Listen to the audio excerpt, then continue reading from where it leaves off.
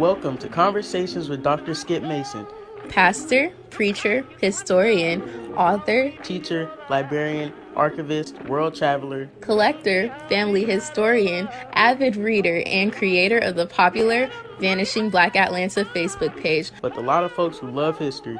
Most importantly, he's our dad, who loves his family and who taught us the importance of our history and having important conversations. Join him now for this episode of Conversations with Dr. Skip. Well, good Sunday afternoon, my brothers and sisters across our beloved Zion. I am Skip Mason, delighted to welcome you to another conversation with some of the CME Church's finest folks. And I am delighted that you have taken some time this afternoon. I was not on last Sunday as we all observe Resurrection Sunday, and I know every preacher worth their stuff got Jesus back on up out the grave again. As Dr. Love Henry Welcher would say, if a preacher doesn't get him up on Easter Sunday, he ain't worth his salt. So I know you got him up, and he ascended because you said so. But I'm so glad to have you here today and missed you on last Sunday.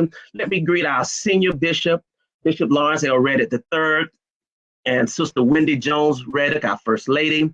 Let me greet Bishop Kenneth Wayne Carter, the chair of the College of Bishops, and Mrs. Roselle Carter, and the distinguished College of Bishops and their wonderful spouses.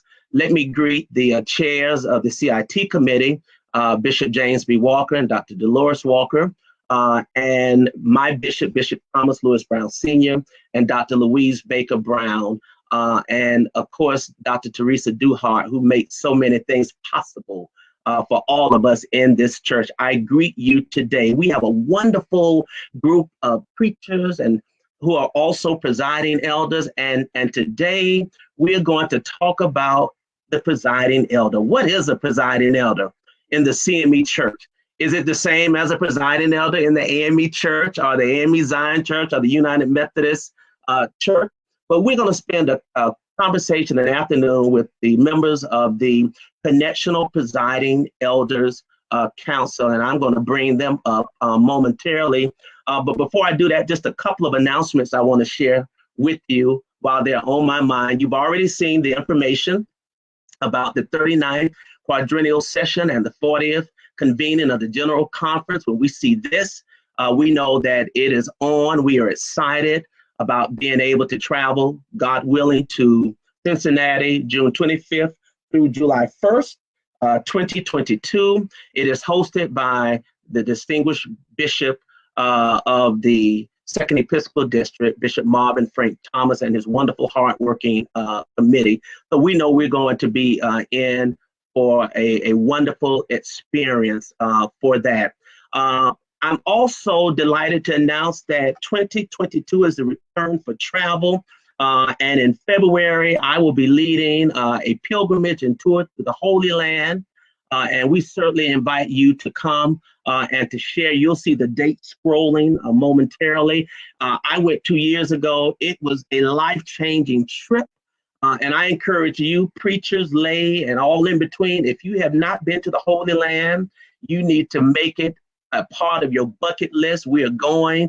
We are practicing all protocols. We hope that many of you have gotten your vaccination, but from all accounts, things are looking real good, and we're excited about being able to go and to walk with Jesus Walk. This is in February of 2022, and we'll be sharing that information as well. Many of you have seen this beautiful flyer, C-ME Grow, See Me Grow, an initiative of our General Secretary of Evangelism and Missions, the Reverend Leon C. Moore Jr., my brother, my classmate from ITC, dialogues on developing vibrant congregations. And he is doing that thing in evangelism and missions. And I am so delighted today, before we bring our presiding elders up, to have our General Secretary here with us today to update us and tell us a little bit about what's going on with See Me Grow and the unique work that you're doing, my brother. Welcome. Well, thank you, Dr. Skip, and thank you for this opportunity to share with our great Zion. Listen, the few minutes that I have, I'd like to echo the sentiments of the greetings that you did to all of our Episcopal leaders and all of those that you greeted earlier. The Christian Methodist Episcopal Church, Department of Evangelism and Mission, and the CME Growth Dialogue that happens every Tuesday at 9 p.m. Eastern Time. This is a time where pastors and laity alike can get together and glean. We can ask questions. We can share together in a dialogue where we have several facilitators, but one being Reverend Dr. Kathy Jones and from the Parkwood Institutional Church, and then in Charlotte, North Carolina, and then the Reverend Dr. DeAndre Thurman Sr., who pastors St. Paul CME Church in Savannah, Georgia, and then Reverend Jimmy Washington from Phillips Temple in Dayton, Ohio, and Reverend Dr. Van Carl Williams, from Cedar Crest Cathedral CME Church in Dallas, Texas. Listen, these conversations are great conversations for gleaning, for helping us to grow the church in a much more practical way. Matter of fact, season 1 and episode 1 began last week, April the 6th. That particular episode was led by Reverend Dr. Jones and Thurman. However, this week coming up, the conversation will be led by Dr. Van and Carl Williams, and then Reverend Jimmy Washington. It's not to say that each week these two persons will give a dialogue on the biblical pieces. That's what we're in this episode. However, we can mix and match, if you will. We can put different teams of people together, but we want to hear from the church. We want the church to log in. We want the church to be a part of this great effort by the total church. We just want, Dr. Skip, the church to understand and know that I believe that every church can grow, but it just depends on the type of growth that each church is looking for. These pastors have produced and they have grown, not only in a rural, not only in a small town, but now they find themselves in some of the much larger churches. But that does not mean that your church cannot grow. Mm-hmm. After that particular program, Dr. Skip, we want you to go back, and if you weren't able to review it live, you can go on the YouTube platform, CME Evangelism and Mission, and we want you to go back and review the information, share the information. So Dr. Skip, thank you for this opportunity, and we look forward to episode 2 in season 1.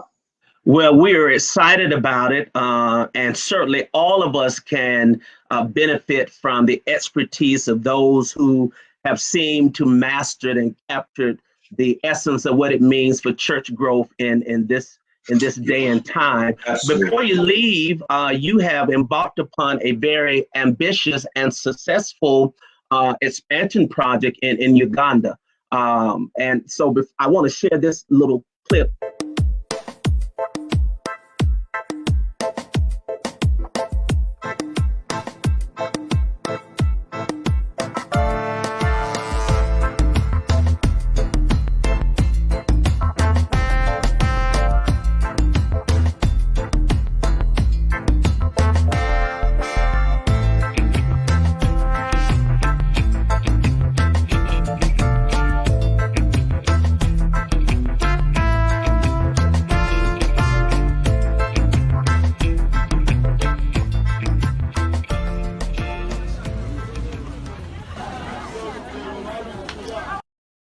So suffice to say, there's great ministry. Yes, based on the traffic alone and all of the cars. But tell us about the great expansion work that is taking place under your leadership, Reverend Moore, General Secretary Moore. Well, thank you again for this opportunity. The Uganda Church Planning Project 2021 ran from January the 1st until March 31st. Where the goal of the department was to partner with the 11th Episcopal District, the presiding prelate, Bishop Kenneth W. Carter, to plant 175 churches in that particular region. Although we may not be able to go over sometimes and experience or even see what people are doing, we have to understand that there's a larger body, and that's the body of Christ and the kingdom of God, which we impact. And thankful to the people in the Christian Methodist Episcopal Church those who have sown out of their heart, out of their spirit, and recognized family members. We have reached our goal, and we're grateful to God. And we want to look at, just as you taken the pilgrimage to Israel, I believe, and we want to take a pilgrimage sometime in November for those who have planted to go over and see and envision just what you showed. And all we're doing, Dr. Skip, is doing what God has called us to do. It's those who have just a little, helping those who may not have much at all. So what we have, we share, and what we do all to the glory of God. So thank you for that, and we certainly appreciate that. And we appreciate you, brother. Thank you. Thank you so much. And you are a former presiding elder. And this is a great segue. Do you miss the duties and responsibilities of a presiding elder? Now, tell the truth, because it is a Sunday. Well, praise the Lord. There's a sense of dualism that happens within me. The first time I was a presiding elder in the great state of Texas, the 8th Episcopal District, Northwest Texas region, I also pastored a church. And on the second time, I was not pastoring a church. And so I miss the fact that we can share and interact with other churches. But as pastoring, I love the pastoral role and the pastoral role in presiding eldership. So to God be the glory. I just love connecting with people and helping to see people grow. I do miss it. But again, I enjoy the work that I'm doing here. I think it's a fruitful ministry, and that God will do the same here. Absolutely.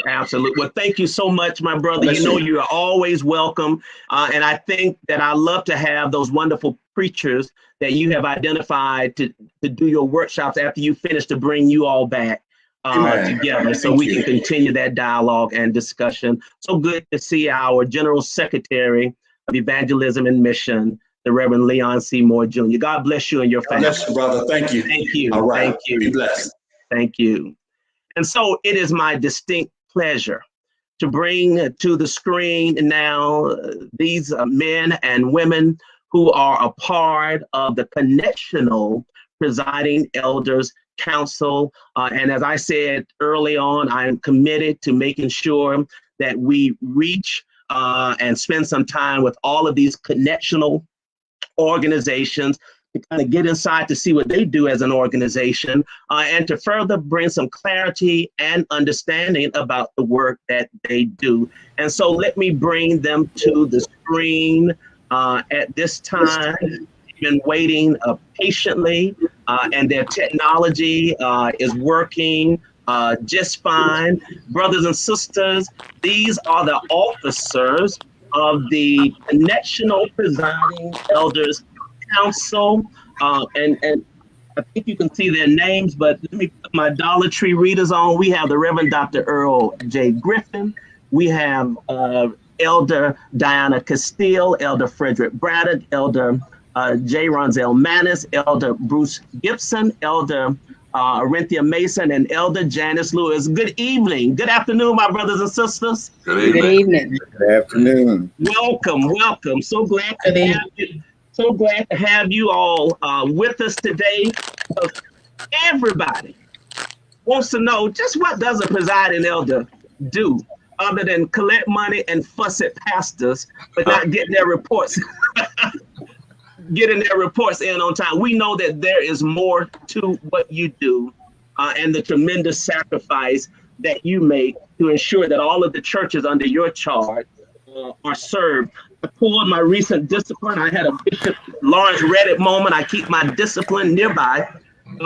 And I mean, we have an entire chapter on presiding elders, chapter 23, beginning with the duties and the authority that you have and responsibility. So we're going to have a very good conversation. But what I'd like to do right now is to give each of you an opportunity just to introduce yourselves and to tell us, how long you've been pastoring, how long you've been serving as a presiding elder, and the area that you currently serve. And we'll start with the president, Dr. Earl Griffin. Good afternoon, and thank you, Dr. Skip Mason, for having this conversation with the Presiding Elders Council.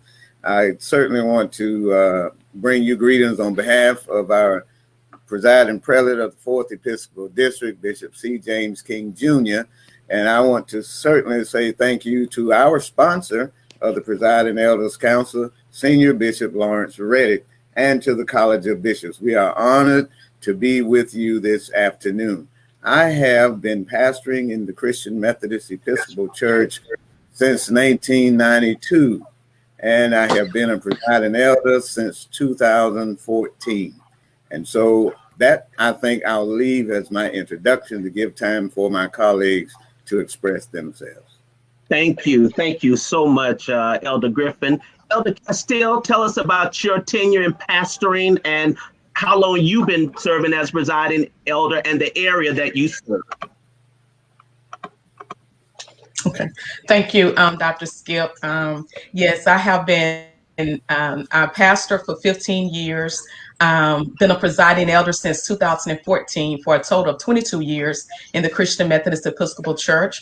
And I serve the Greenville-Texarkana District in the East Texas region of the 8th Episcopal District, which is the state of Texas. Wonderful. Thank you. Thank you so much.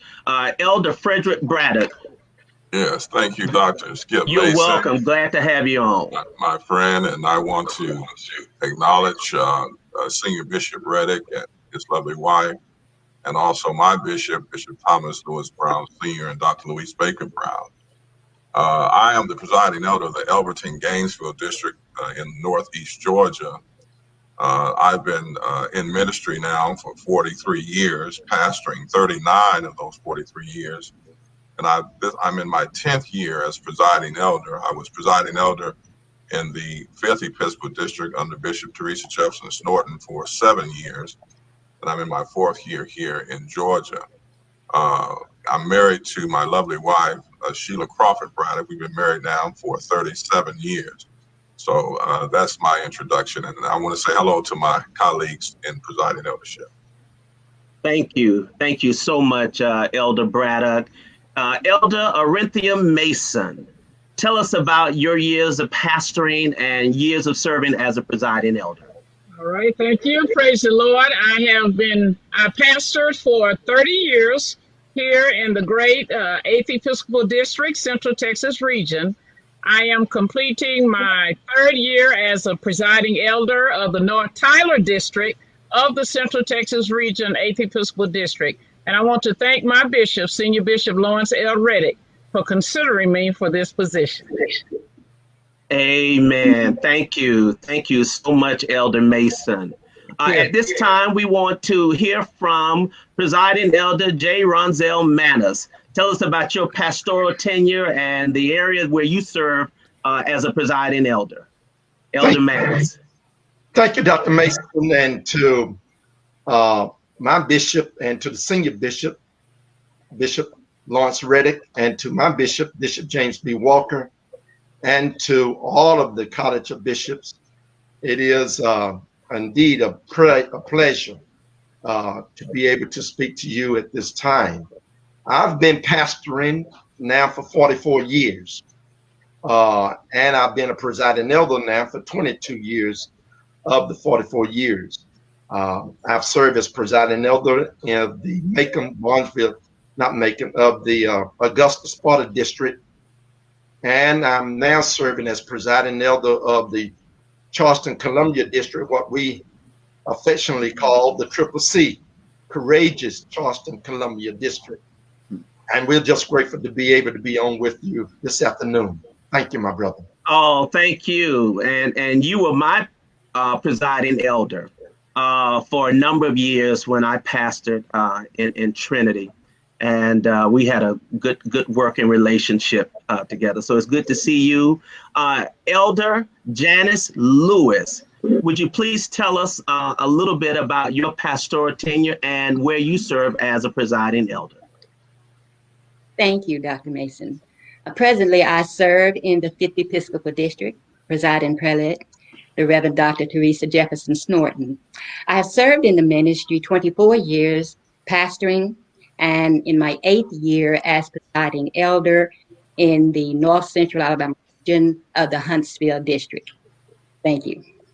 Thank you. So good to have the flourishing, fabulous fifth. I think that's what Bishop Jefferson Snorton says all the time. That's right. Yes. Let me bring presiding elder Bruce Gibson, who's having a little Wi-Fi issues, but hopefully we can get him up. There he is.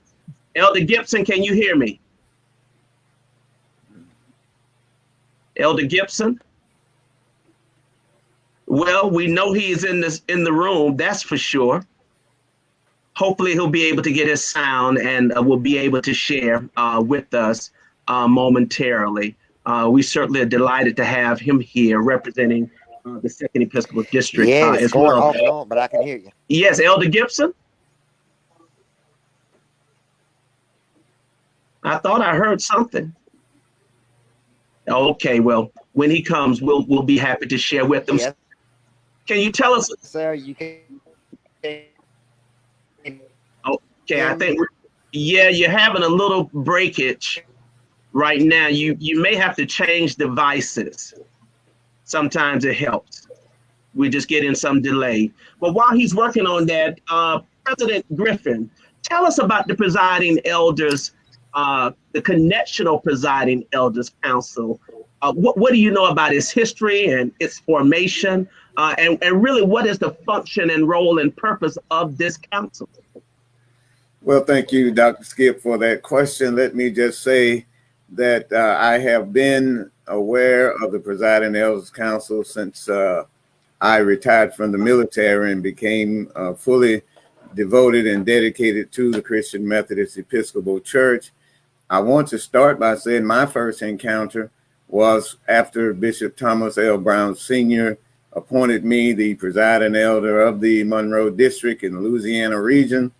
And I met Presiding Elder Donald Madlock. And Dr. Madlock became a mentor, a friend, and a counselor, and up until his transition to glory. So from my perspective as the recording secretary of the council at that time, and taking the minutes and watching and observing all of the priorities of the council, I saw our role as perhaps threefold. First of all, it was one of comradeship, where we could get together and fellowship and share the struggles of being a presiding elder with one another. So fellowship. The second was in education, where we could get together and learn about our church, learn about our duties and roles, and even express the different nuances and cultures of the various districts within our connection and how each of us would handle a situation. And we discovered there were so many different ways of getting the job done based on the culture where we serve. And so education was that second component. And then the third component was information through the seminars from Attorney Wheater Brown, from our lectures given by our scholars, both CME scholars and others. We were kept current in today's leadership tactics, techniques, and philosophies. So we have bonded together on that one day of retreat to get all of these things done, and to also, I forgot to say, make sure that the Presiding Elders Council, and for all those who are not on the Presiding Elders Council, we invite you to join with us, providing scholarship for our ministers to go to Phillips School of Theology, helping those ministers progress through and matriculate, become graduates, and then return in service, whether it be chaplaincy or whether it be pastoring or some other venture that God will lead them on. The presiding elders wanted to be a part of developing our young preachers. And so these are some of the things that we do and that we give priority to, as well as listening to our bishops who come in each forum to greet us and inform us of their priorities and help us understand the current vision and where the church is headed, and to get our input and we to hear from them. So those are some of the things.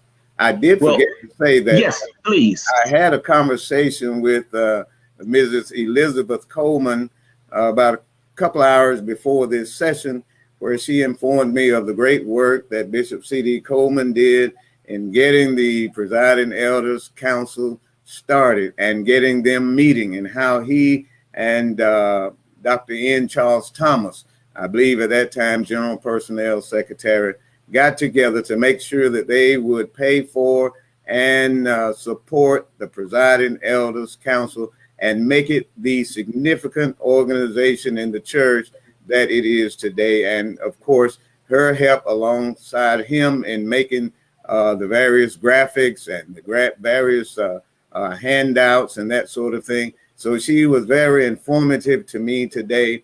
And one of our greatest lecturers, Bishop Otha H. Lakey, comes to us and just wows us with perspectives that really broaden our mind to make sure that we're not stagnant in our thinking, because we are here to serve the present age. Absolutely. And thank you for that historical perspective, particularly acknowledging the work of Bishop Coleman and Reverend Dr. N. Charles Thomas, and Mrs. Elizabeth Coleman is just an absolute jewel. And so we appreciate her very much. So let's get down to the nuts and bolts now, the nitty gritty. And we know what the discipline says about presiding elders, traveling elders who have been appointed by the presiding bishop to supervise one of the districts of the annual conference. And preachers appointed, pastors in charge, local congregations to which they've been assigned. So, you know, the bishop lets you based on a number of things. Do you remember when you were asked, and any one of you can respond to this question, do you remember the first time you were asked to serve as a presiding elder? And did you have any reservations about taking on that duty and responsibility? Any one of you can respond. Well, might I say something? Yes, please. Frederick, Braddock. Well, I was pastoring a low church in Atlanta called West Mitchell at the time. And, one of the great Zions in the country, West Mitchell. And I was pastoring there when Bishop Jefferson Snorton was appointed to the 5th Episcopal District. And I received a phone call from her asking me if I would come to the 5th to be a part of her cabinet as a presiding elder. So I'm so grateful to her for the opportunity to become a presiding elder. I had never thought about being a presiding elder before that time, but I discovered once I became a presiding elder, the role fit me quite well. And I learned so much more about the church in that particular role. So that was the first time that I was asked. Anybody else? Did you have any reservations about it based on what you had witnessed and observed previous presiding elders? Elder Maness, you want to say something? Go ahead. Yes, Dr. Mason, thank you. Well, I did have some reservations.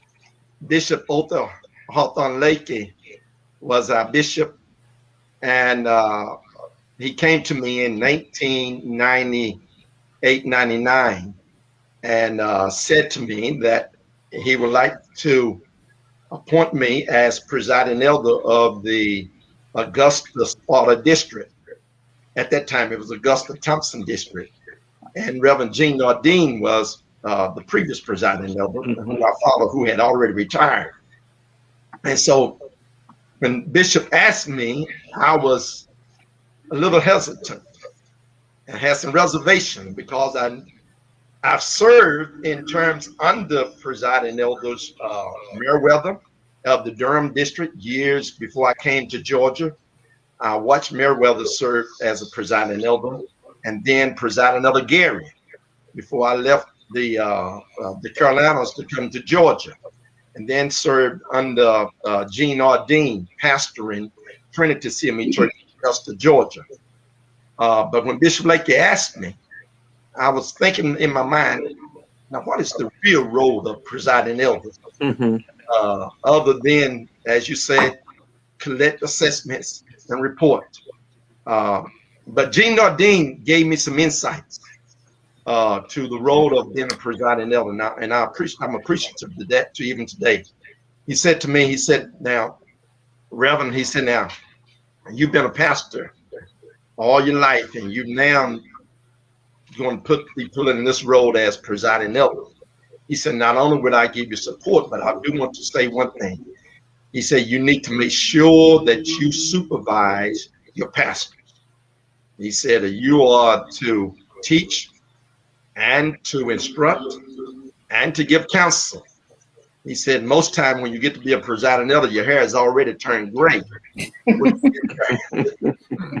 So people see you as a person of wisdom because you got gray. He said, so look at my hair. So that hesitation, but that word of wisdom that he shared with me, has stayed with me ever since I've been presiding elder in the year 1998, even to now.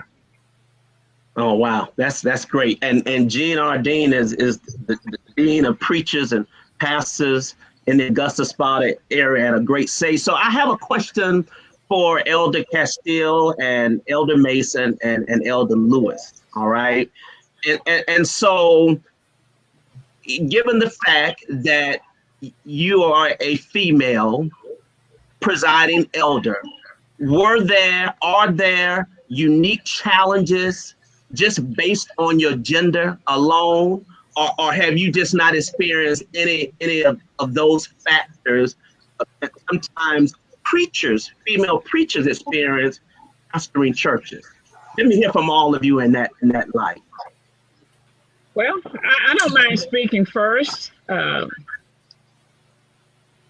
have not experienced great difficulty. There may be maybe a pastor too who has challenged the leadership, but I see my role as one to be there to help, to assist, to encourage, to motivate.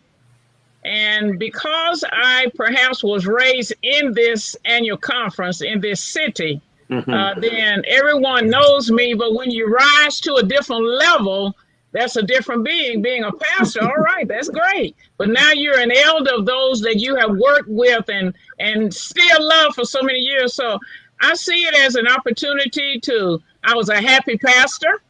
I love what I did as a pastor. So you will want a presiding elder who was a happy pastor so that you can encourage and lead your pastors and memberships in the right way.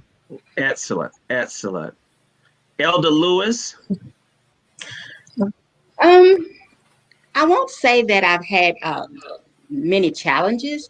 I would say that because I'm afforded the opportunity to serve in the district that I worked in before, it's made the transition a lot easier. And because I worked with everyone as preachers and as pastors, once I became presiding elder, it helped because I didn't have to introduce myself as someone new. When I returned back to the district, it was someone that I could fit in with. So the transition helped, and the preachers that I've worked with have helped. The only resistance I think I've ever experienced has been outside of our denomination. Sometimes when invited, we know each other, but you're invited and they say, presiding elder Lewis is coming, then I arrive and a female. Sometimes that's a little difficult because, you don't give that first name and then you arrive and here's this woman and, but oftentimes they are gracious. Yeah. They may not like it, but they are gracious. Yeah. So. Yes, indeed. Elder Casteel, what has been your experience? Yes, sir. My experience is pretty much like the other two female presiding elders, Mace and Lewis, has said. The conference that I'm actually in and preside as a presiding elder, I grew up in this conference, so all of the people watched me from a child to my adulthood grow up in the church, and they watched me go from one office to another. And so the transition to presiding elder was one that was not where I had to go and introduce who I am, because everyone knew who I was, and they knew pretty much what I stood for coming into this role from knowing me previously. Now, have there been any resistance? There has been one or two challenges, but it wasn't anything major. And I say that, some people may say it is major, but I say that because I love challenges. So if you're going to challenge me, you better be ready for it, because I'm coming back at you. Well, as we say in the South, go on with your bad self. Yes, indeed. Well, so let me ask this question. What are the challenges of being a presiding elder? You know, and I'm glad Elder Orenthia Mason said that a happy pastor or the presiding elder should have been a happy pastor, because I think that how one pastors makes a tremendous difference in terms of how one serves as a presiding elder. Would you all agree with me on that? Yes. Good. Yes. Yeah, that you know, if you were a good pastor, kind, loving pastor, engaged pastor, then that makes you a really, you know, solid presiding elder, because you got to deal with a whole lot of personalities. On one end, you got the bishop, and on the other end, you got the pastors and preachers that you're serving. So in interview, and I think, let me see if Presiding Elder Gibson, can you hear me, Presiding Elder Gibson? Yes, I can. God answers prayers. Praise the Lord. Hallelujah. Amen. Amen. Amen. So glad to have you. I'm going to come back to you in just a second and give you a chance to share. But, you know, talk for just a moment about some of the challenges. In fact, Elder Gibson, you can start. What are some of the challenges of being a presiding elder? I guess the biggest challenge for me over here in my district and in the 2nd Episcopal District, not just Cleveland-Pittsburgh District, is dealing with the up-and-coming young ministers that we have. In that respect, I mean that a lot of them do not have the commitment like we had when we were coming up, and having to deal with that and having to sit down and have conversations with them. Sometimes they do not have an open ear to what we are saying. And it seems like they do the same old thing time and time again. So I guess they kind of turn a deaf ear. I guess that's the biggest challenge that I have. It's not really conference plans, but it's just getting young men in the right perspective to do the work that they are called to do. And how long have you been a presiding elder, Elder Gibson? I am going in my 9th year. Your 9th, and you've been pastoring for how long as well? This coming May, it will be 46 years.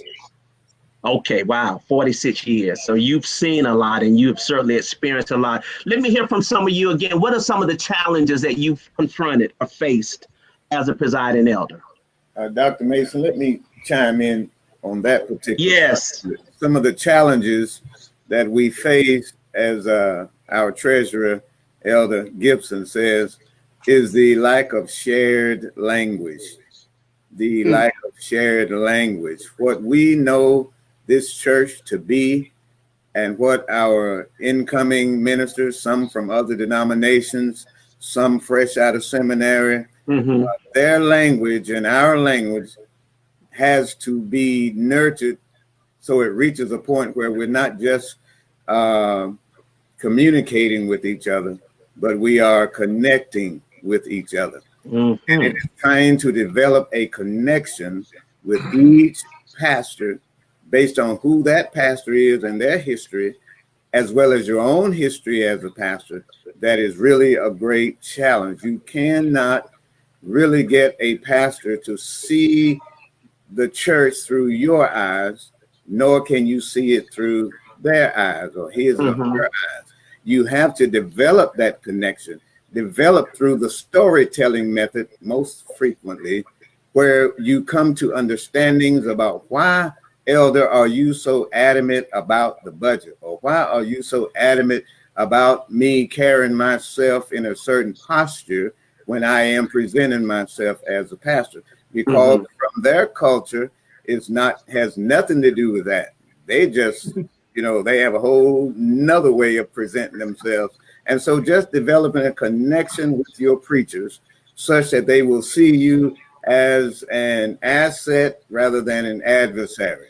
And walking with them as I believe the baseball player Jackie Robinson and the track star said, if we walk together long enough, we will begin to connect and get along, and we'll be able to get great things done. So that for me is always a great challenge, because you know, my 20 years in the military, you take a command and you run with it and you knock down everything that's in your way.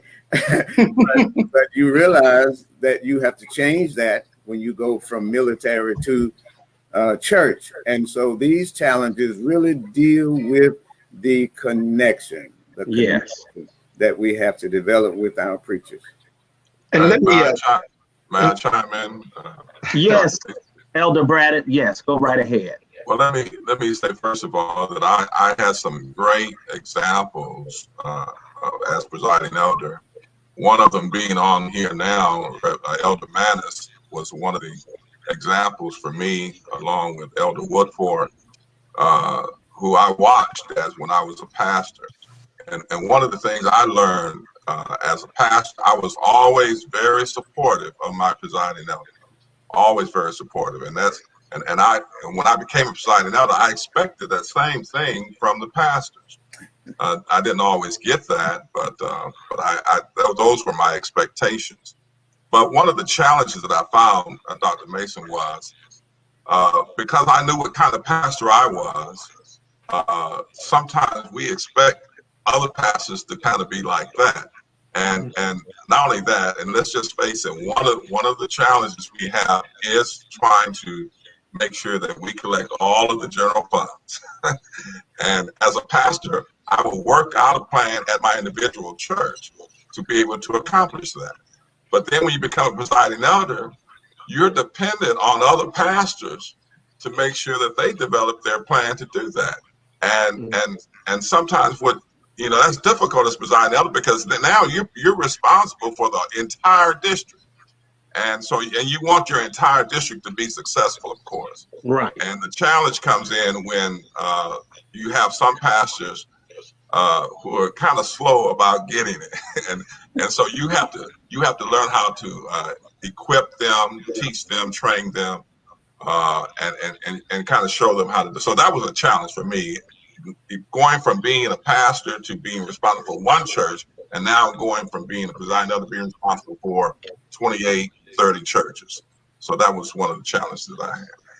Well, you all have raised an interesting point about the nurturing, because I think, or I thought, that certainly the presiding elder has his or her hand on the nurturing and development of the young preachers under their charge, and that they are working with them, that they are ensuring that they are receiving the kind of training and teaching that they need. They may think that they know, but that they don't know. And so I sense that there may be some resistance in some areas with some of the younger ones, and then and on the other end of the strata, some of the older preachers may be so seasoned that they think they can teach you something, and tell you. And I'm certain that you have had to deal with both ends of the spectrum on both. Can we just say that presiding elders do a whole lot of praying?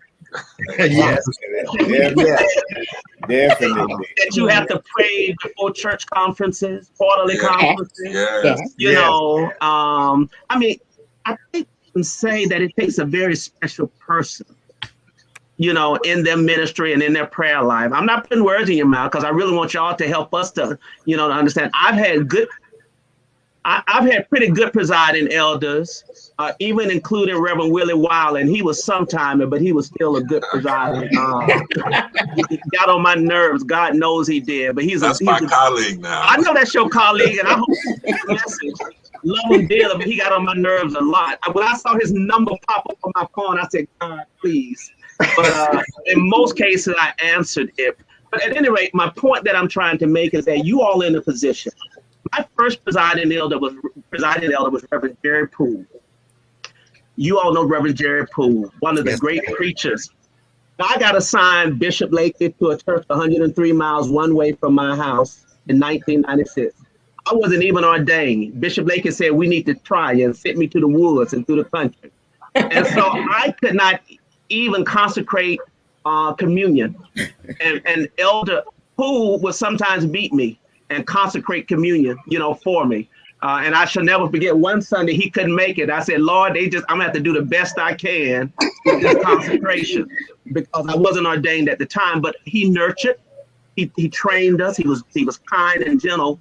And I'm just simply saying that I think that isn't that what you're supposed to be doing?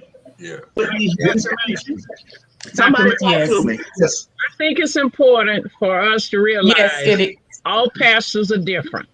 Yes. And pastors don't care how much you know until they know how much you care. Oh, yes. We have to be compassionate, but it's also our responsibility. And our Bishop Reddick, has required of us that we have cluster quarter training sessions, as well as training for pastors. And Dr. Griffin has been a part, and so has Reverend Casteel, a part of the trainings that I have for my district. But we have to train people. They may think they know what they need to do, but if we are attuned to them, if you are there observing them, like in Texas, we don't pastor, we go from church to church, Sunday to Sunday. You have an opportunity to observe and to have a better understanding of that congregation, as well as the leadership of that pastor. And so it's incumbent upon us, once we are attuned to that and we are very insightful, then we plan and develop training that will help them grow, young and old. All of us need training. Yeah. We can all learn until we die. So it's not that the young are any different than the old. We all need guidance and direction. And one of the other things I think that's so important in this connection to church that which we're in is to help our not only local preachers and preachers who are up and coming, and the preachers who are seasoned preachers, to understand that the role of the presiding elder is like a hinge in a hinge. Hinges that are on the door that allows the door to swing both ways. That's the local church. And the other portion of that hinge is the connection of church. And that pin in a hinge is the presiding elder. Yes. That presiding elder is that pin that really keeps this thing, keeps it glued together and allows the local preachers to grow as the seasoned preachers, to be a model and sometimes an example to the local preachers. And the elder comes in to help give guidance and counsel where there's needed. And sometimes it's needed more so than not. Right. But you have to evaluate that, as President Elder Mason just said. You have to examine that and listen to that and work with your local preachers and your preachers who are up and coming, as well as with your senior preachers. But help them to understand that as a connection church, that role of presiding elder is a pivoting role. It is probably the most important role within our Zion, because it's the glue that keeps this thing flowing from the top to the bottom. Amen. Dr. Yes. Mason, let me add that not only do I see the need for pastoral training and lay training, but I also see that that is a vice versa situation, because we have new presiding elders, we have seasoned presiding elders, and we have all points in between. As Elder Maness says, he's been an elder for 22 years. I think Elder Caesar has been here in Louisiana region, and he's on year number 32. We need the wisdom of the ages doing this job, but we also need to be able to self-identify what our weaknesses are, and then develop a personal growth plan so that the elder, him or herself, takes ownership of what their what we call a SWOT analysis would be, as it pertains to being a good, solid presiding elder. And that's why the Presiding Elders Council does its training when we come together for our retreats. And we have these trainings based on our communications with each other And we really try to have the type of training that will enhance our ability to handle this multifaceted role in the church. So I think that's very, very important as well. Yes, yes. All right, Dr. Mason, let me Dr. Gibson. a little bit. When I was listening to Sister Mason and again to Presiding Elder Maness, one of the things that my mentor taught me, and that's the Reverend William B. Phillips, and I've carried in since the time I was made Presiding Elder by Bishop Sylvester Williams and then continued with Bishop Marvin Frank Thomas Sr. One of the things that was brought to me at early in my ministry were 3 words: watch, listen, and pray. And I think without a shadow of a doubt that I learned a lot watching my mentors, not only as my pastors at the time, not only my presiding elder, but also the bishops that I went through. I heard somebody talk about Bishop Lakey, and Bishop Lakey was really one of the first bishops I went under and sent me to a charge. I heard somebody talk earlier about the charge they went to.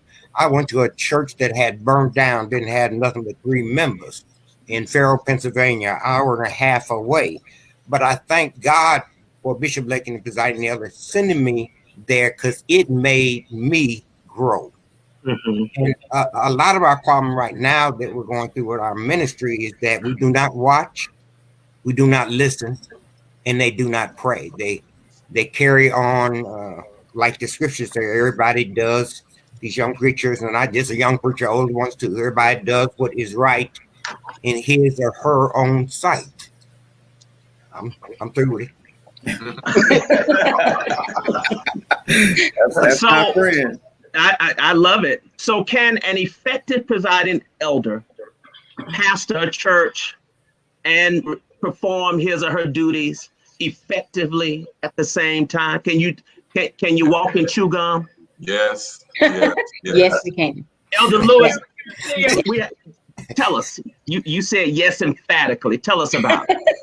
Yes, we can do it, and we do it. We can do it because of the relationship with the pastor and with the congregation. When there is an understanding that the presiding elder also pastors, it helps when the presiding elder does not have to micromanage during that moment. That time when the pastor and the congregation know what is expected, have deadlines, have that time frame, and work within it to get it done. As the presiding elder, I believe what is understood is that we have families, we have situations, we have things going on as well. So there are times when we have to adjust to accommodate each other. And that works only when the 2 and the 3, the elder, the pastor, and the congregation work together as a team. Excellent. Dr. Elder Mason, Braddock, yes. My bishop, Bishop Brown, he says that one reason why he likes for his presiding elders to pastor is so that we can model pastoring for our ministers. And I would piggyback off what Elder Lewis just said, that we're not asking our pastor to do anything that we ourselves are not doing as well. And in some cases we try to show a more excellent way, so to speak. In other words, we're giving them an example to follow, and I think that helps a great deal. Yes, indeed. So let's talk about for just a moment the relationship that you have with the Episcopal leader and being a part of the bishop's cabinet, and helping to clearly carry out the vision. Have you, and I'm not putting you on the spot because some of your bishops are watching, as they do on Sundays, and I'm grateful. I see my former dean, Bishop Marvin Thomas, is watching. Maybe that's why Elder Gibson is hopping in and out of this show. I don't know what it is, but at any rate, but talk about that relationship, because really, I think I heard Elder Maness say that, you're part of the glue. Well, you are the bridge from the Episcopal vision and leadership to what goes on in the local church. And so that is important, sitting around the table or Zoom with your bishop and, you know, trying to carry out the vision of the bishop for that district. Are you very clear that it's the bishop's vision and not yours? Well, as the presiding elder being appointed by the bishop, it becomes your vision as well. Okay. Because leadership begins not only, the vision begins from the top. Right. You share that vision and then brings it on down to the local church. Yeah. And so when as the part of the bishop's cabinet, you are the ears, you are the mouthpiece from that local church to that bishop. You are communicating not only the vision that the bishop or the annual conference may have to the local churches, but you also are communicating what the local churches are doing and how they are functioning and how well they are doing to the bishop. So you're that pen, as I said earlier, and that pen covers not just that local church, but it covers that pastor, it covers the members, it covers the local preachers, it covers the spiritual movement of that congregation, of that church. You're that tunnel in which the communication is sent up to the bishop. And so each time the bishop holds a cabinet meeting or a conference call or a Zoom meeting with his elders, he's open to hear how things are going. And as presiding elders, you ought to have eyes and ears, as Brother Elder Gibson said a few minutes ago.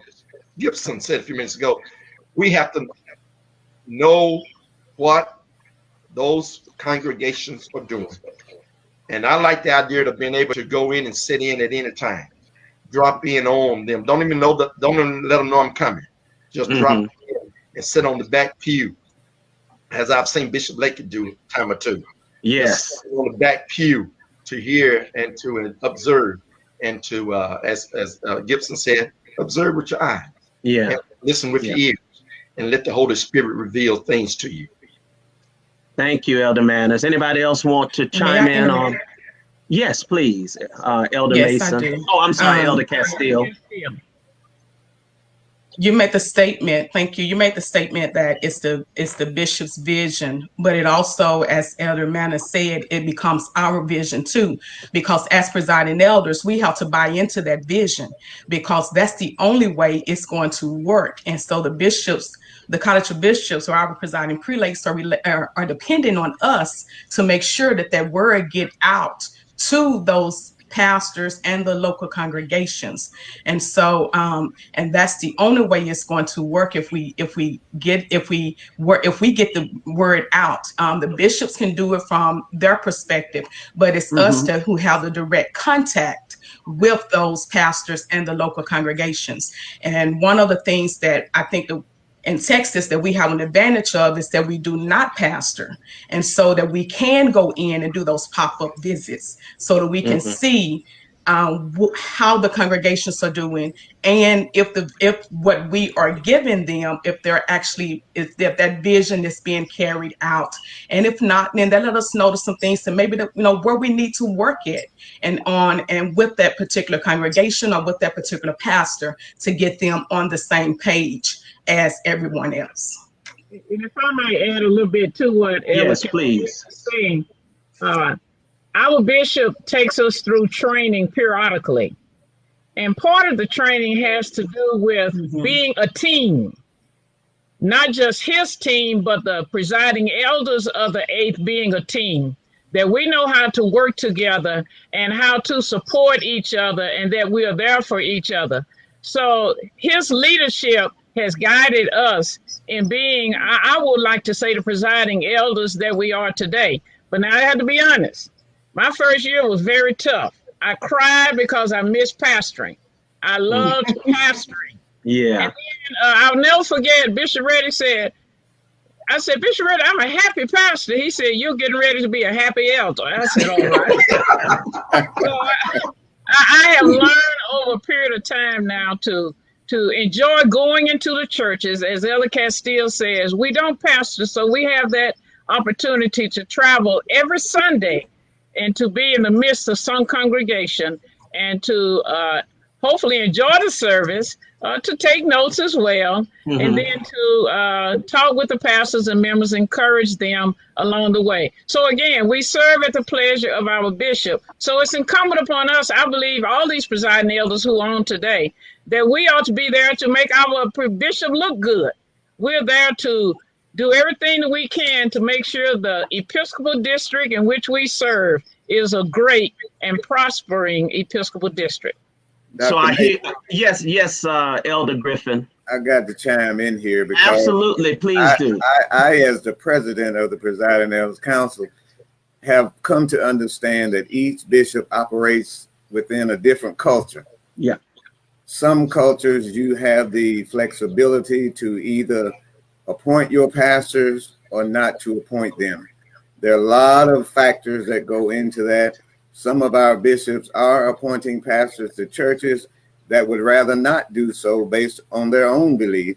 But because of the culture and the economic situation of that region and that place where that elder will serve, in order to look after that elder and the elder's family, sometimes that elder has to pastor. And I believe that each elder also, as it pertains to vision, has to work with the pink slip in their pocket.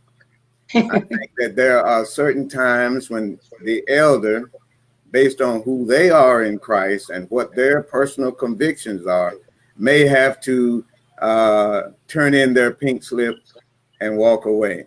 I think that being an elder as the liaison between the annual conference and the districts, I think that elder is under a tremendous amount of pressure to try to not only fulfill the vision of their bishop, but to make sure that when there are integrity issues, that they are man or woman enough to state it. Bishop Blakey taught us in Georgia, as you well know, that you don't go against me in my meeting, but you can call me at any time. That's right. Bishop Blakey would say, we get along, but once I stand behind, I'll sit behind that desk with that gavel in my hand. Yeah. I don't know you. I don't hear you. Elder Maness, remember, and Brother Braddock as well. We all serve with. And so, you learn, Bishop Reddick always talks about study your bishop. It's very important and very key that you have the type of relationship with your bishop that you can express and be genuinely who you are, so that you're not working outside of your personhood. Yeah. And I think that when we do that, when you have churches with staff, when you have churches with strong lay members, and you're not a micromanager, you can both pastor and be a presiding elder.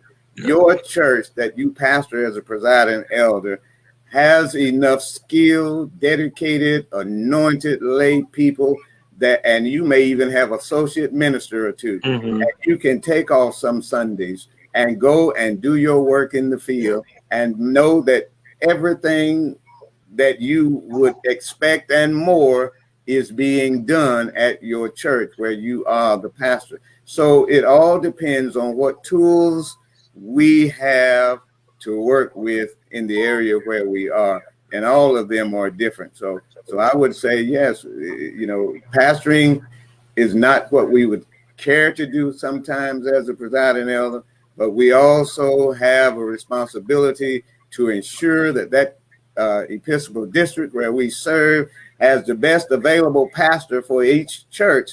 And sometimes the presiding elder, or in some cases in the presiding bishop, is the best pastor for that particular church. Dr. Mason. Yes, sir, Elder Braddock. I can piggyback off Elder Griffin. Please do. And I was going to say that as a presiding elder, just as a pastor, when you're given a task, you figure out a way to do what you need to do. Right. And he said it, I'm glad he said it, is that I have figured out a way in my presiding eldership and pastoring that when I need to go and visit a church, I have someone in place at my church. Okay. And you have to schedule that. And especially if you have that, like you said, I have some retired ministers at the church where I pastor, and they're very capable of carrying on. And so you figure out how to do that, and whatever situation you find yourself in. How do you all handle? How do you handle conflict? How do you handle those churches? Let me just throw a couple of examples. Family-oriented churches that don't want to pay their apportionment. Just how have you been able to manage that in your ministry as a presiding elder? Now, you don't have to call out the name of the church or the pastor, okay? but how have you been able to truly manage conflict resolution in a Christian way? Okay, or have you had to blow your top up in a meeting sometime and you forgot you were pastor and that kind of thing? Because you're human, obviously, and we know congregations sometimes can take you there. But how have you anybody please chime in? Elder Casteel, how have you been able to handle conflict in some of your churches, if you've had any? Yes, sir. We've had conflict in some of the churches, and I believe that there's two sides to every story. So I try to listen to each side of the story when it comes to the presiding elder, because when it comes to the presiding elder, that means it's serious. And so I try to listen to both sides of the story, and then I tell the pastor, I need for you to schedule a special quarter, and we have a special quarter. We go there and we sit down and we try to work through whatever the conflict is at the church, and keeping in mind the book of discipline, and because a lot of it is discipline issues, because people's interpretation of the discipline is different. And so trying to get everybody on the same page as to interpretation of what it is one of the things, it's the way that I handle it. And then your second part of your question to that, there are churches that do not want to pay apportionments. And sometimes it's because of there's not anyone there at the church, but the church is still a functional church. And so that's when the presiding elder has to become creative, because if you do not become creative, then you're going to be short when it comes to at the end of the conference year, as to if you're going to be 100% or are you going to be 82 or 92%. And so I believe that the presiding elders at that point has to become creative. And one of the things that I heard Presiding Elder Braddock talk about earlier is that in his church, he planned, and so as a presiding elder, one of the things that I do is that I help the pastors, because yes, we would like to think that every congregation take a list of everything that they have to pay and then develop a plan, but sometimes that does not happen. And so as a presiding elder, I develop a plan and I give it, present it not only to the pastors, but I present it to the congregations as well, so that the congregations and the pastors know what's going on. And that has been successful and helpful on my part as a presiding elder. Very good. Very good. Anybody else? Let me just piggyback on what Presiding Elder Casteel just stated, especially as it relates to conflicts. I don't like to have the conflict discussed in the church conference or the quarterly conference. If it comes up, find all of the players who is involved in this. And as she said, then I set up a special call quarter to deal with that conflict between that pastor and the members who the conflict may be about. And 9 times out of 10, we're able to work it out in a smaller setting than in a quarterly conference where you have all players, all of your officers there. That's one way I deal with the conflicts. The second answer to the question as relates to assessments, where we have churches and where I have churches that are weak and their assessments is way too high or overbearing, where you may have a congregation of 5 members and their assessments of $5,000. That may be a little too high. So I have my district to operate as a team. It's where, as the scripture said, let the strong help bear the infirmities of the weak. So I try to focus on the team concept. Mm-hmm. We have churches that are strong, and those churches that are weak, then our stronger churches to help bear our weaker churches so that we can be successful at the annual conference as being ran. Dr. Mason. Yes, Elder Braddock. One of the things that we have to try to practice too is something called conflict resolution. And one of the things I think most of us have discovered that a lot of times the stated problem is not the real problem. Mm. The stated problem is not the real problem. Mm-hmm. So you do have to go through certain steps to find out what the real problem is, because sometimes where people are scratching is not where they're itching. And so you have to really discover what the real problem is, and then once you identify the problem, then as someone has said here in this session, you have to get all the necessary players involved and talk about it. But I think the beauty of our church is we do have a discipline, and I think sometimes the one reason why we cannot resolve conflicts because we folk are out of order. The late Bishop William Graves said that the reason you have chaos is because you don't have order. It said some folk are out of order. So if we follow in an orderly manner, meaning that, of course, one of the things, everybody can't speak at one time. Right. And then you always direct whatever you're saying toward the chair. And when you do things in order, you usually can resolve the conflict. But always remember this, that the stated problem may not always be the real problem. Mm-hmm. Dr. Mason. Yes, Dr. Griffin.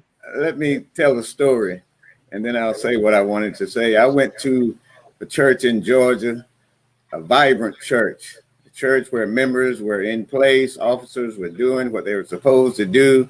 The church was just a great place to serve. One Sunday morning before I preached, I heard a commotion in the choir loft. I ignored it and went on and conducted service. The choir sang beautifully. They were heavily anointed. After service, one of the choir members came to my office with a complaint that one of the other choir members had cursed her out during service, and I need to come to choir rehearsal and fix that. And I was, okay, that's right up my alley. I'll fix that. That's what men do. We fix stuff. But anyway, my associate minister was a retired CME preacher. And he looked at me because he was in the office. After she left out, he said, Pastor, let me tell you something. That's not a conflict you need to get involved in. He said, those two been cussing each other out for 40 years. If you go to choir rehearsal and get your hand in that, you go mess up the whole church. He said, you got to learn what is actual conflict. Like Reverend Braddock said, right. You got to make sure that where they scratching, they itching. And when I did not address it, and I just told them offline, y'all stop cussing at each other during worship service. Y'all will be tired of cussing each other. Been together for 50 years. So what I'm saying is that some conflicts are unresolvable.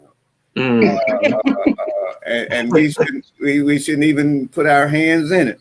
But at the same time, when it comes to the budget, when there's conflict about whether we pay or we don't pay, that's not a conflict either, because that's already, if you understand that you are a member of a connectional church, budget is a part of that.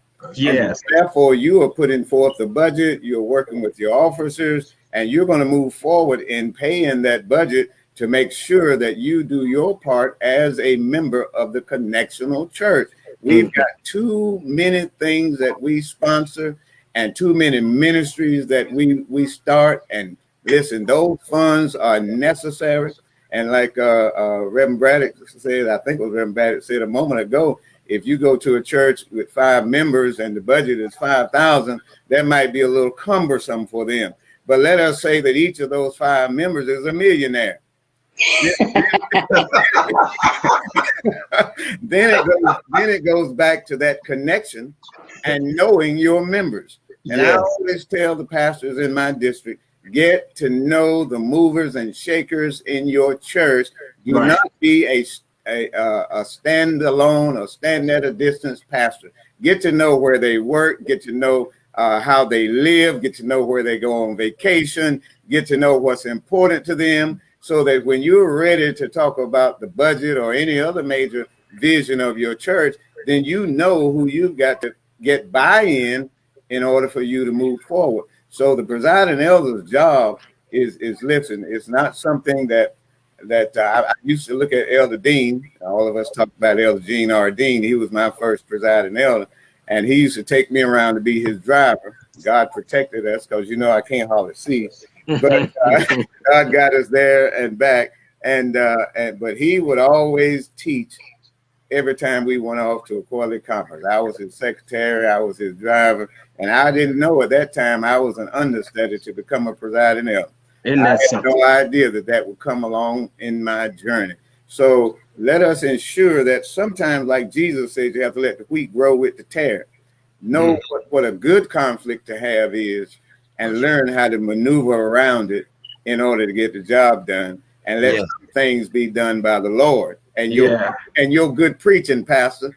You go and preach. You preach the gospel, they'll get themselves straight. Amen. So this brings me to my next question, and we're going to wrap up shortly.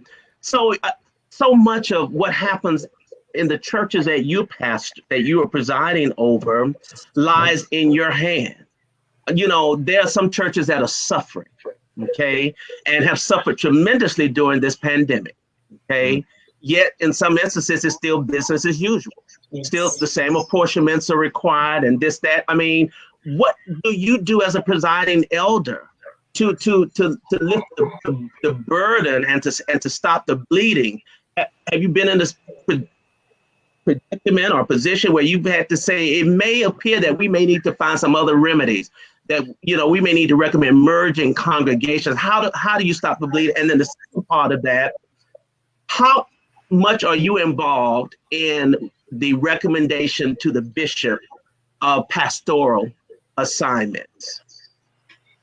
The first question that you asked, I've learned from Elder Casteel, you have to have a plan in place to help these congregations to raise their conference assessments, all assessments. And there are some cases where, for whatever reason, the churches are not able to, the 3-member church, the 5-member church. Then I, as an elder, tithe at those churches. If you're able to do that, that's what we should do. We should help them and show that we are concerned, but help them to put a plan in place.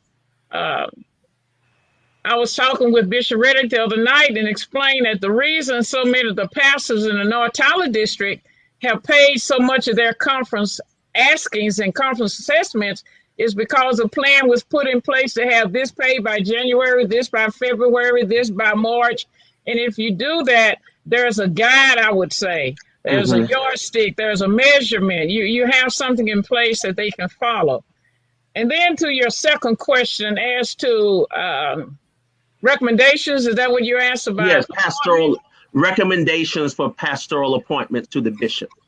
Our bishop, Bishop Reddick, asked us for recommendations, and he also asked us for the reasons why or why not. So we do have that opportunity to have input into the assignment of pastors. We may not always agree, but the assignment of pastors is the bishop's responsibility. It's not ours. But we do, in the 8th Episcopal District, we are allowed the opportunity to provide input. Right, and we know that assignment belongs to the... Yeah, but by all means, Elder Casteel, go right ahead. I want to go back to the first question. When congregations are weak, and someone put in the comments as to, if you know a congregation is weak, why not find out what the weakness is rather than making yourself look good? And I want to address that question because I do find out where the weakness lies in that congregation. Sometimes it may be with the pastor, and sometimes it's with the congregations. Sometimes the congregations does not have the means. That's why it goes back to where not only as the pastor knowing their congregations, as presiding elders, we have to know each one of our pastors, and then we're going to have to know each one of those district officers and know a little bit about those congregations. And that's going to come with spending time with them, engaging with them, and having that what I call open door, where they can call and communicate with you, and you can communicate with them. Because one of the things that I do is I do what we call chewing chats with Elder DC, and that's if I see someone that is having some weaknesses, then I will reach out to them and say, hey, I want to set up a time with you where we'll have a chewing chat with Elder DC. You can bring your drink, your soft drink, your food, what have you, and we just want to have a conversation. And it's a one-on-one conversation. So you find out where the weakness lies. And then it still doesn't change the fact that those conference claims has to be paid. So once you find where the weakness are and you build those relationships and try to work with them, then that's when you have to bring your team in, what I call work as a team, the whole district coming together, working as a team. And so one way we've been able to achieve what we have been able to achieve is that I have a leadership team, and our leadership team gets together. And we say, okay, this is where we are. This is where we need to be. How are we going to get there? And a lot of times, it's not the presiding elder to say, okay, let's do this, this, and this, and that. It's my leadership team that says, why not try this? And see if we and how much we can get from doing that. And so that's pulling everybody in, letting everybody know your voice matters, your opinion matters. And a lot of times when they hear it coming from their peers, then they're going to be ready to give and go over and beyond. And so it's building relationships. And that is key to me, building relationships. Dr. Mason, one of the things that I learned, and then Elder Lewis, is that you have to have what I call 3 things. Okay. A, B, C. You have to have a plan A, a plan B, and a plan C. Because if you only have one plan, then you're planning to fail. Okay. So it's important, and I think we're all familiar with the saying that if you fail to plan, then you plan to fail. And I think as presiding elder, all of us can agree is that we have to show enough do some planning. Not only with keeping up with all of these dates, the regional dates, the district dates, the dates of your district, and the connectional dates. We have to make sure we plan. And then we have to relay that plan to our pastors and to our churches. And I think Reverend Elder Casteel said, you have to have follow-up. Yes. You just can't put the plan out at the beginning of the year and think that everything's going to be fine. You got to follow that plan up all along the year to make sure that we're on target where we're supposed to be. And if there's something off, then you have to identify what's going on and try to fix it at that point. So I would say you got to have a plan, because if you don't have a plan, then you're going to fail. Amen. Thank you. Elder Lewis. Yes. We talk a lot about our churches. Sometimes it's not the small churches that are having problems. Sometimes our smaller congregations are some of our stronger churches. We oftentimes look at the number. It is not always the number. It is the dedication and the love that congregation has for the church and for the connection. Some of the strongest churches and some that really work hard are the ones with small memberships. They understand that they must put a plan in place. They understand that that it takes them to work it out. If it's 5 members there and they know what is asked, so that means they take it among themselves, them 5 members, and figure out what they need to do. As the presiding elder, being sensitive to the fact that the churches are small, but also to have that relationship that if something changes, if they are normally paying at a certain point and they are not paying at that point, to find out what shifted, what changed during that time. Right. And what can we do as a district, not just the elder, what can we do to help? Because sometimes if there's 5 members there and 1 member lost the job, then the 5, the money that was divided among the 5 is now divided among the 4.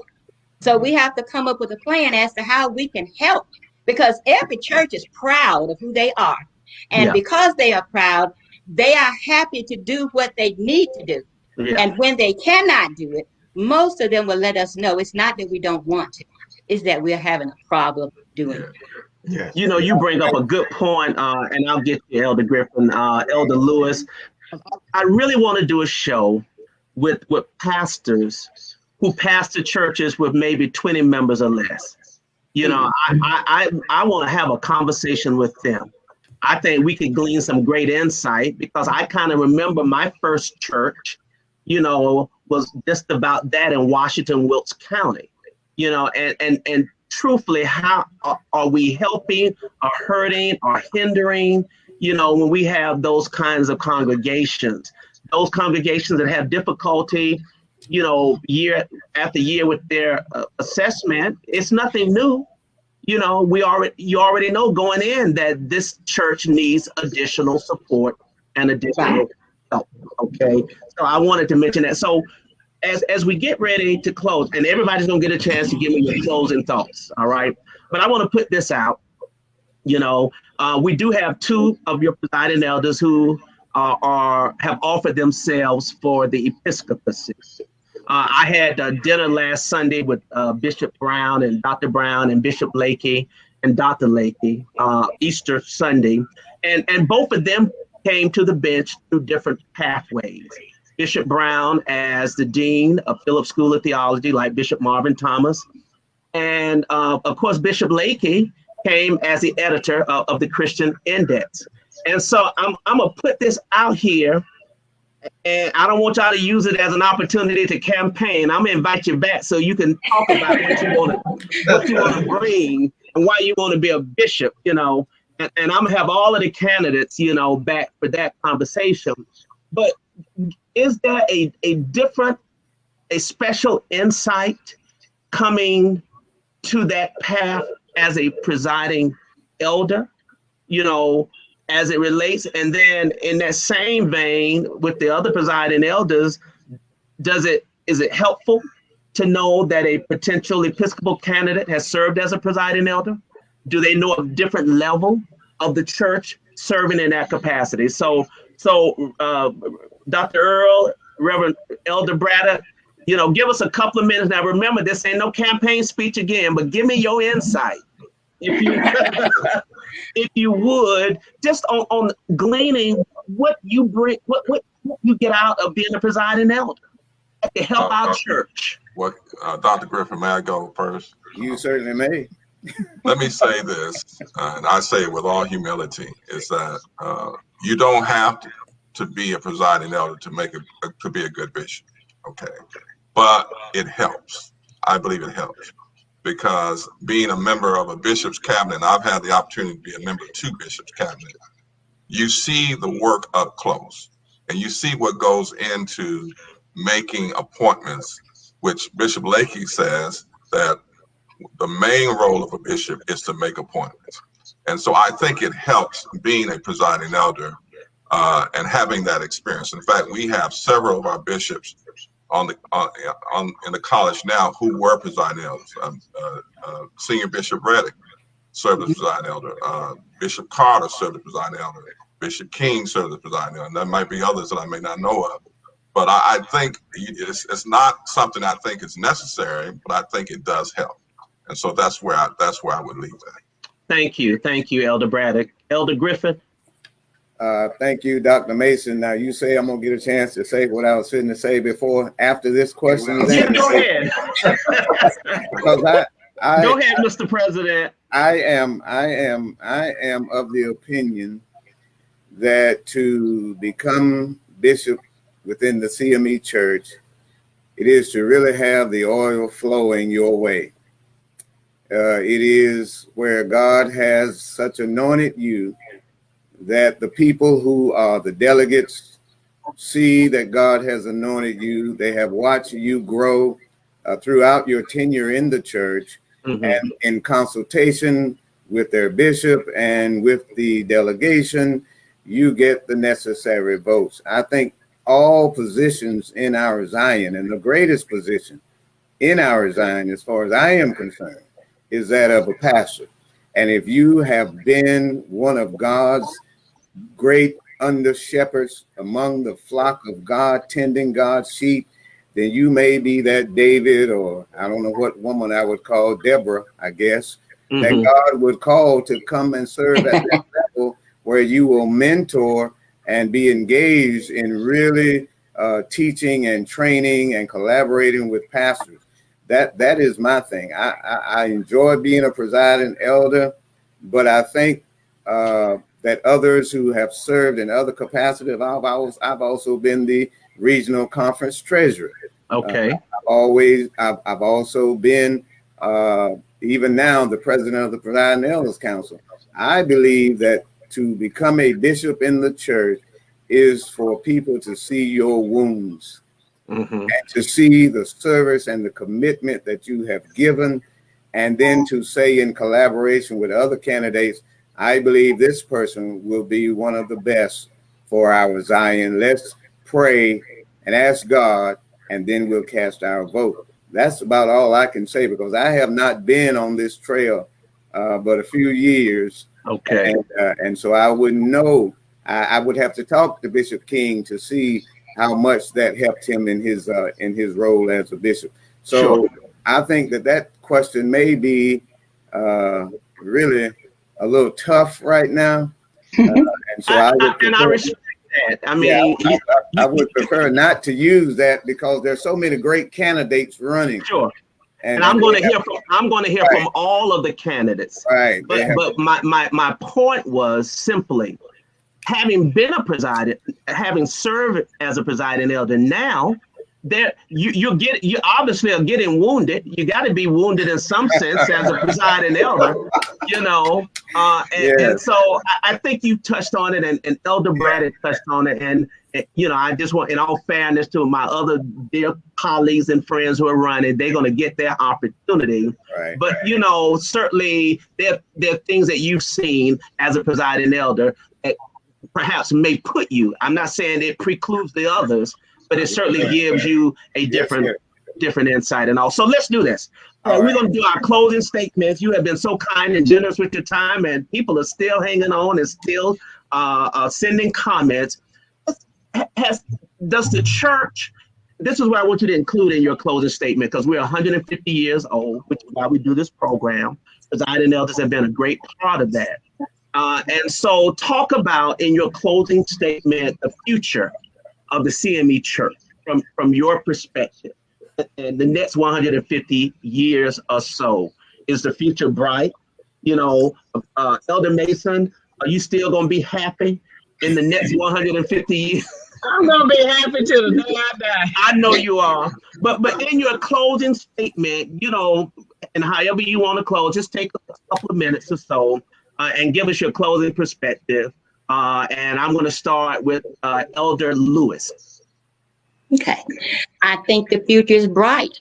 I believe that the pandemic opened us up for a learning platform we had not really considered before. And because we have all this technology at our hand, I believe that we are making strides to implement it in our everyday worship. I don't think worship will ever be as it was before, but it's going to be better in that we have more tools. And as we go into the future, I believe that we will globally, we'll be able to truly expand, because we'll be able to be in every house. We'll have that opportunity. So yes, I see a bright future. The next 100 is going to be better. That's my closing statement. I love it. I absolutely love the optimism and the enthusiasm Elder Maness, give us your closing thoughts, please, sir.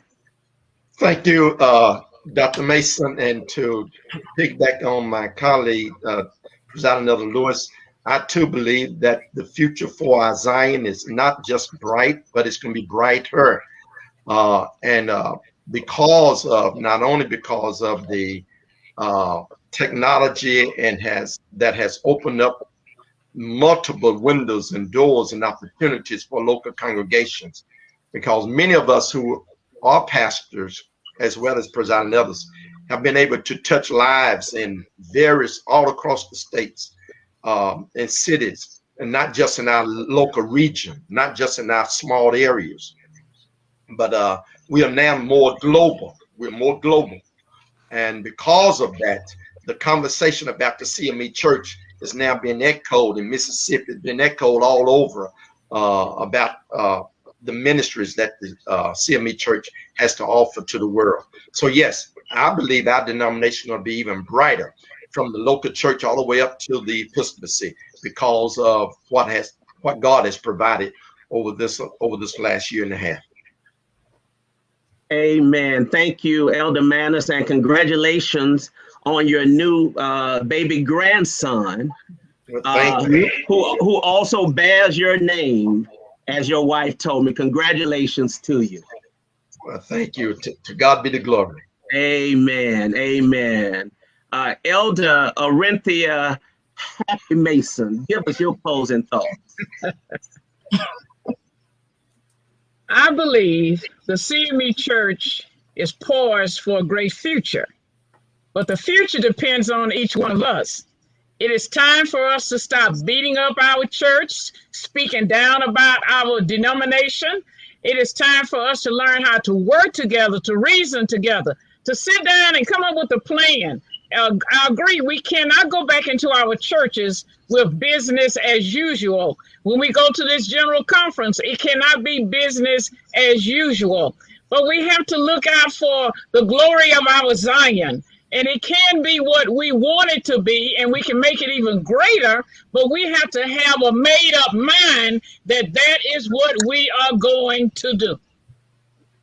I'm a proud CME. I know I can go as far as my great-grandfather, Reverend L.W. Whitmore. So you can't find anything in me that will be negative about our church. I love it, but we have to work together to make it even greater. Yes. Amen. Amen. And I notice how you have that Delta Sigma Theta statue neatly placed in the frame, so it could be. Yes. I know. We love our Elder Mason. God bless you, and thank you. Thank you so much, Dr. Mason. Thank you. Elder Braddock, my friend, great preacher. They still love him at Westminster Street. Now, you know, when the people still love you at a church, that says a whole lot. Amen. Elder Braddock, I love them too. I know you do. Give us your closing thoughts, please, sir.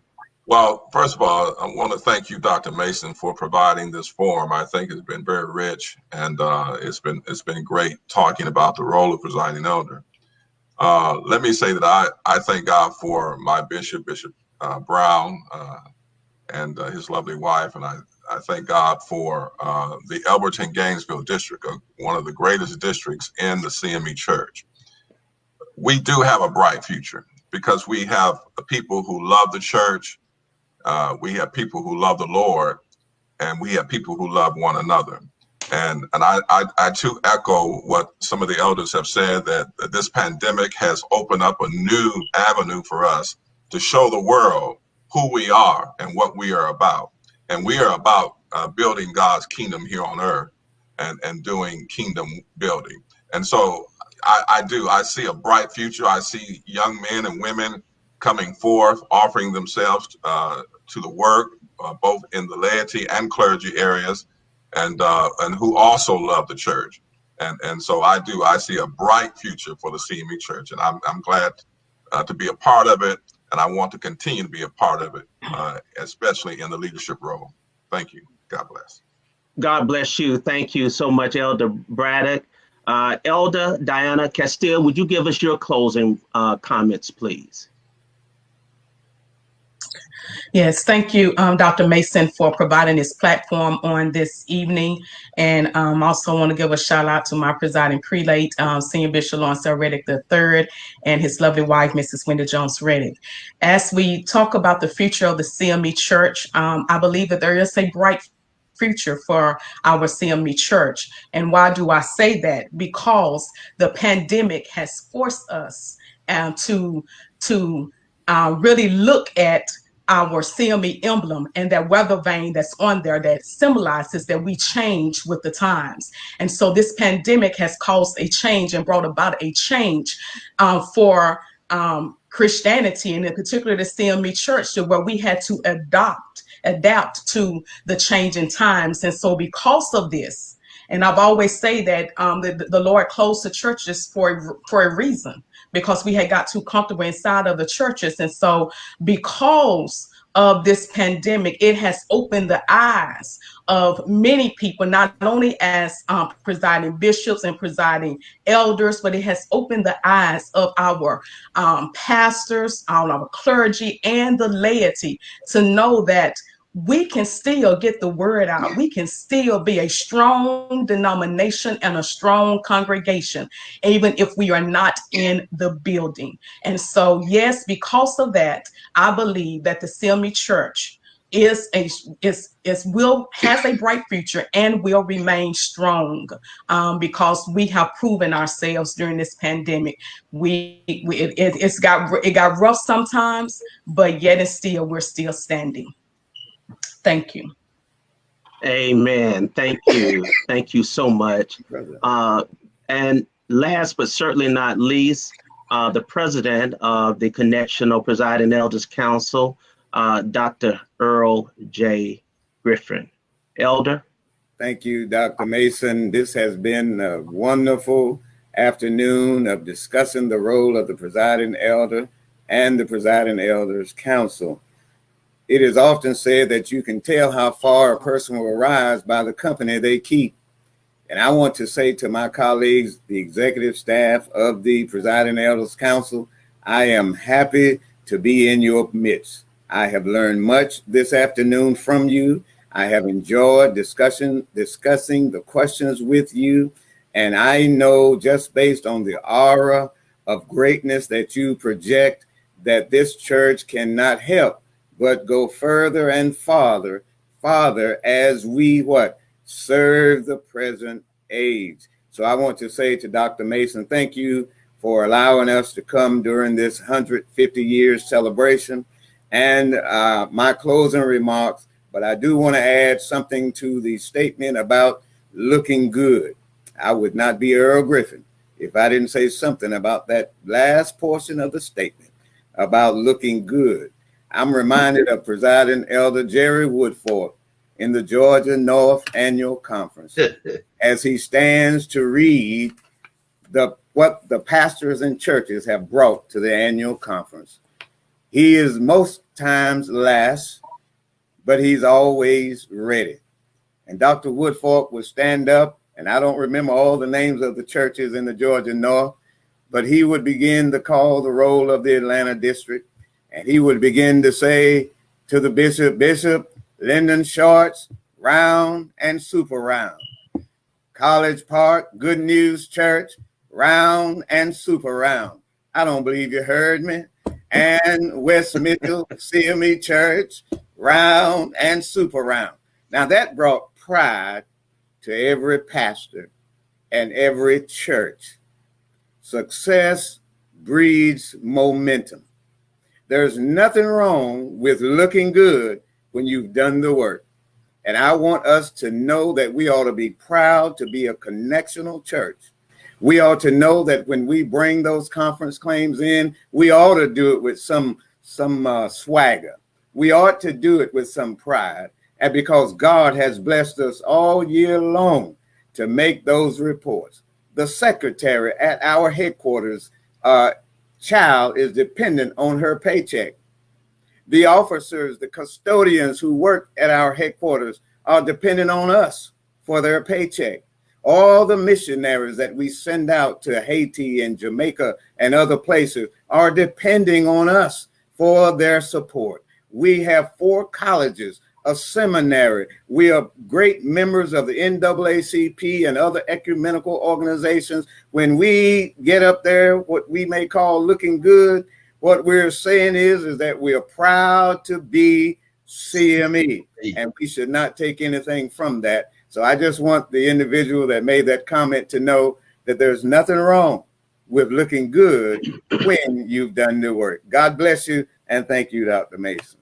Amen. Thank you. And that is something to behold. Let me shout out my presiding elder, Jerry D. Woodford. And if you have not witnessed him in all of his splendor, Elder Braddock at a winter meeting when he closes out, and we could be an hour or two after the time, but he is going to close out, and everybody's church is located downtown somewhere. So, presiding elders, we know that your work is not in vain. We know sometimes your tasks are thankless. In some terms, you just do because you know what you have to do. I pray that the preachers will appreciate the work that you do. And I pray that you all will continue to appreciate, nurture, and mold the preachers under your charge and guide them and carefully teach and scold and build them as they grow into being who they are. I'm grateful for the presiding elders who I have served up under, and it was important that people got an opportunity to further understand the humanity in what you all do as a preacher and pastor of the gospel. I've got to share this though. When I asked the question with between Elder Griffin and Elder Braddock, I got to give the senior bishop his word. He said it made a big difference for me to be in the cabinet. And so I wanted Senior Bishop Reddick to his comments to be seen. So thank you so much, all of you, for joining. We'll be back the same time next Sunday, good Lord willing, at 5:00 p.m. And to all of the bishops who watch continuously and offer support, I thank you so much from the bottom of my heart. A couple of days ago, April 9th, would have been the 65th birthday of our beloved Bishop Bobby Best. And so I want to close out with these words, and I shared them perhaps a while back, but I want to close out with this sermon excerpt from Bishop Bobby Best. Go in love and go in peace, stay safe, get vaccinated, and continue to do the work God has called you. And by all means, just be happy. Amen. Amen. Amen. So I ask you this penetrating question. If your church were to close its doors today, would anybody in the community miss it? If your church were to close its doors today, would anybody in the community miss it? Now, I didn't ask if anybody in the church would miss it. The question is, will anybody in the community miss it? Because sometimes our churches are just a place where we drive into on Sunday mornings, and we do nothing in the community in which we live. But amen, my brothers and sisters.